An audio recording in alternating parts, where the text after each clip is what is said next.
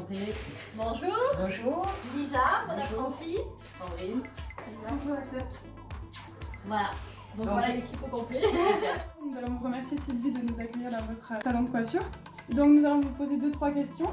Pas de souci. Alors quelle est votre activité principale? Alors mon activité principale c'est la coiffure mixte, mais avec une spécificité, c'est que je suis aussi socio-coiffeuse. D'accord. Alors activité principale c'est un salon de coiffure tout en végétal et en produits naturels. Et à côté de ça, j'ai une action aussi où tous les 2 mois, je m'en vais sur Bayonne, mon sac à dos, mes ciseaux, et je vais à la rencontre des gens dans la rue, des SDF, des sans domicile fixe, et je vais les coiffer voilà, pendant une journée. Parce que la coiffure prend tout son sens en fait. Voilà. Et qu'est-ce qui vous a amené à avoir cette spécificité? J'ai fait du domicile pendant des années et j'ai été confrontée à des personnes qui sont tombées malades et que j'ai accompagnées sur Pau dans les magasins pour leur choix de perruque ou d'accessoires. Et puis je prenais le temps en fait d'être, j'étais chez elles, donc c'est vrai qu'elles arrivaient à se libérer beaucoup plus facilement.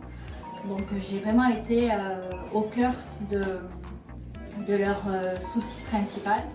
Et finalement, je me suis dit, mais pourquoi les accompagner? Pourquoi ne pas faire cette démarche et de trouver une spécificité, une formation qui puisse m'aider à les accompagner, à les suivre et les accueillir sur du long terme. Et puis voilà, je pense que je suis voilà. J'aime la coiffure, mais j'aime les gens en fait. Voilà. Ça se ressent beaucoup. Donc j'ai cherché, je ne connaissais pas, je savais qu'il y avait la socio-esthétique qui existait depuis je pense à peu près 30 ans. Et j'ai trouvé la socio-coiffure, le siège était en Anglette, donc youpi, c'était pas à Paris pour une fois. Donc voilà, je me suis renseignée, je me suis inscrite et j'ai fait cette formation et j'ai pris beaucoup de plaisir. Et depuis, je n'arrête pas quoi, voilà. On va vous remercier de nous avoir consacré cette petite interview. Merci surtout d'être venu. Merci de cet intérêt et on vous dit à très bientôt alors. Sans problème, merci à vous, bonne continuation merci, et voilà, qu'on fasse du chemin ensemble, c'est bien. Voilà. Merci. Merci. Merci beaucoup.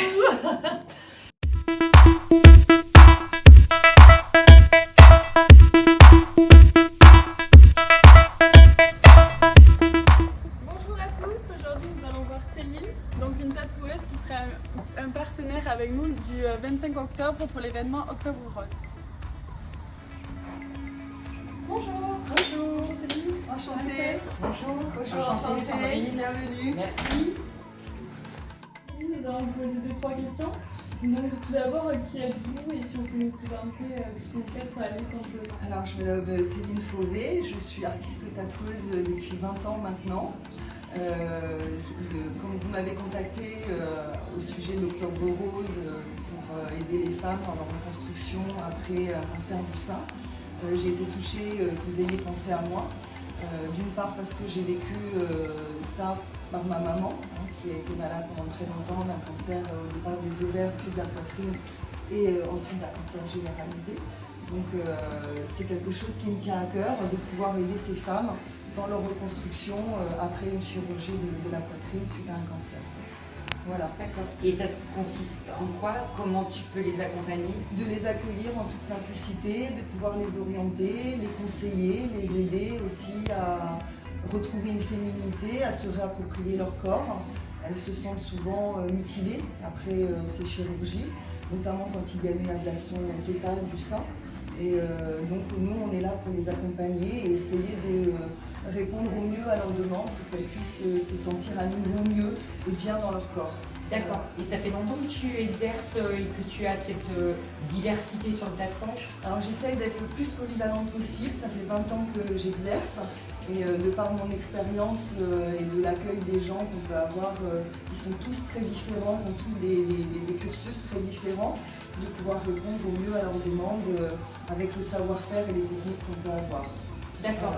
Et comment elles viennent à toi? Comment elles savent que tu existes? Alors souvent elles se renseignent auprès d'amis qui ont des tatouages, pas forcément des tatouages après une reconstruction mammaire, mais des tatouages esthétiques, et qui leur disent que c'est une solution, que ça existe, que ça peut leur apporter quelque chose. Et donc dans ces cas-là, elles cherchent sur internet, souvent elles recherchent des artistes tatoueuses féminines, par la partie du corps qui est intime. Et donc quand elles viennent me voir, j'essaie de répondre au mieux à leurs attentes. Super.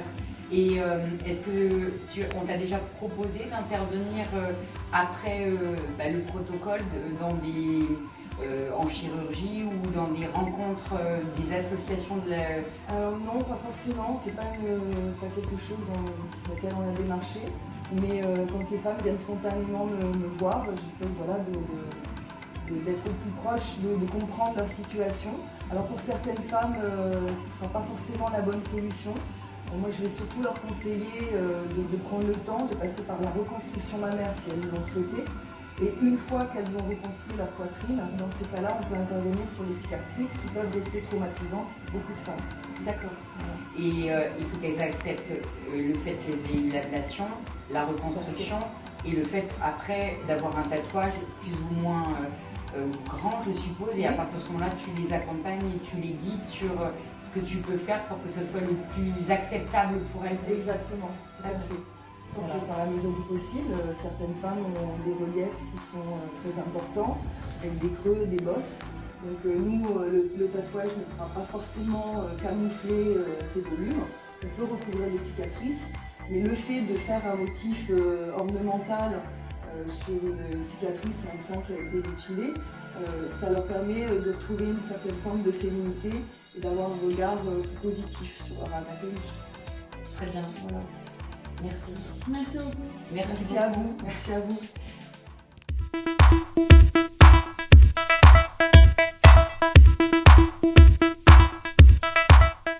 Bonjour, donc nous rencontrons aujourd'hui Déborah qui est esthéticienne de métier. Elle sera présente le 25 octobre prochain lors de notre événement Un don, une action et nous allons la rencontrer immédiatement et échanger avec elle.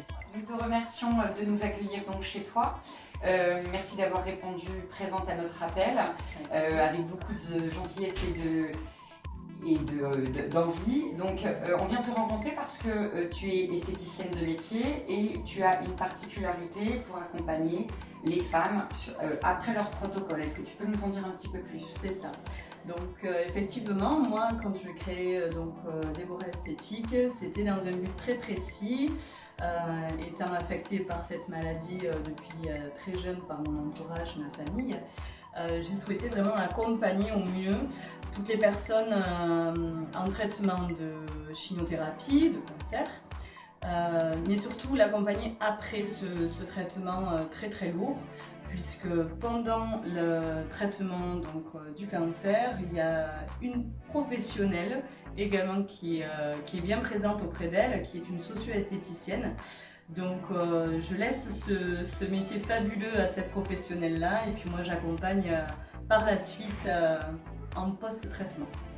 Et donc en post-traitement et plus simplement pour des gens comme moi qui ne comprennent pas tous ces mots un peu techniques, est-ce que tu peux nous expliquer brièvement ce que tu leur proposes? Alors ce que je peux proposer, ça peut être totalement des soins traditionnels esthétiques et également ma spécialisation c'est le maquillage semi-permanent qui s'appelle le microblading, qui est une technique de maquillage manuel qui peut aussi tirer du tatouage traditionnel. Donc on vient recréer, restructurer, redessiner un sourcil inexistant ou avec quelques défauts, voilà. Et ça fait combien de temps que tu mets ça en place? Eh bien depuis la création, donc janvier 2018. D'accord, et qu'est-ce qui t'a fait donner envie de faire ce genre de choses?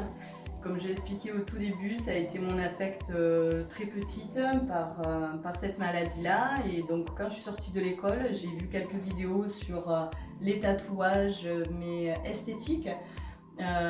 Comme les aréoles mammaires et les sourcils qu'on pouvait du coup rendre visuellement à une femme dès le matin, dès le réveil, en sortant de la douche, voilà. Et donc les accompagner dans le mieux-être. C'est ça, pour les le personnes mieux-être, qui ont eu ces totalement. difficultés. On appelle ça des soins de support également. D'accord. Voilà. Déborah, je voulais vraiment te remercier parce que tu prends du temps pour les gens, pour les accompagner, leur faire du bien, et le temps que tu as pris également à nous recevoir ce matin.